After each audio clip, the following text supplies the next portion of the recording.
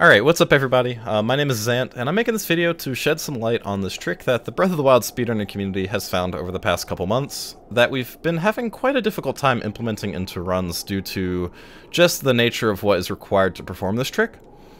I have a couple ideas about what we would need to actually be able to use this, but for now, essentially there are just a whole bunch of these magical little bounce pads all over the world in Breath of the Wild that Link can just shield surf off of, even when he's falling from very high distances up in the air. He can land on these certain spots in the game world, and he will just bounce off, take no damage, and he'll get a nice speed transfer. So, let me just show you what I mean. That probably sounded really confusing, but check this out. So, all that happened here was Link just shield surfed down from the top of that tower and landed on a very specifically sloped polygon in the terrain. And since that polygon was a very specific slope, for some reason he just doesn't really collide with it fully, and he just slides right off of it like that, and his speed gets transferred forward. And at that point, you can pull out the paraglider like this and just start flying at a high speed. So this is essentially a stasis launch, which is a trick that we've used in Breath of the Wild for, you know, basically since the game came out for speedrunning. And this is essentially stasis launch speed right here, but we don't have to set that up. All you have to do is shield surf onto one of these little angles and drop a distance from up in the air.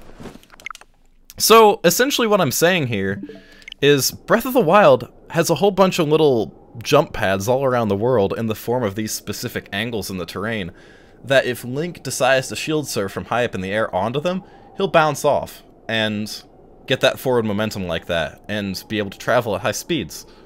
Now you can see how this would be useful in speedrunning because, you know, if I know that standing on the edge of this tower here and scoping onto this precise spot here, then shield surfing will put me onto one of those spots, I can bounce off like that and just, you know, just have all this speed that quick. It's that easy.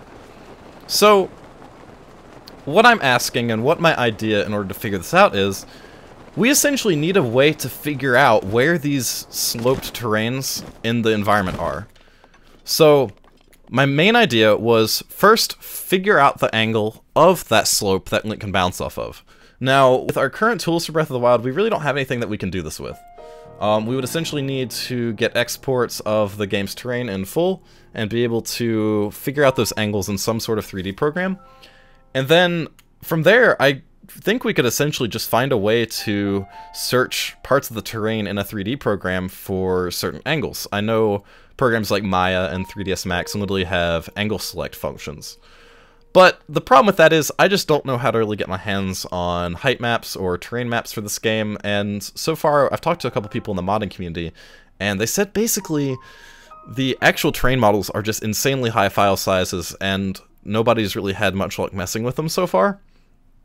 So I feel like I'm just at kind of a roadblock here with figuring out this trick. We essentially know that there's just probably hundreds, thousands, God forbid millions, I highly doubt it's millions, but there's just a ton of these polygons around the world that Link could bounce off of like that.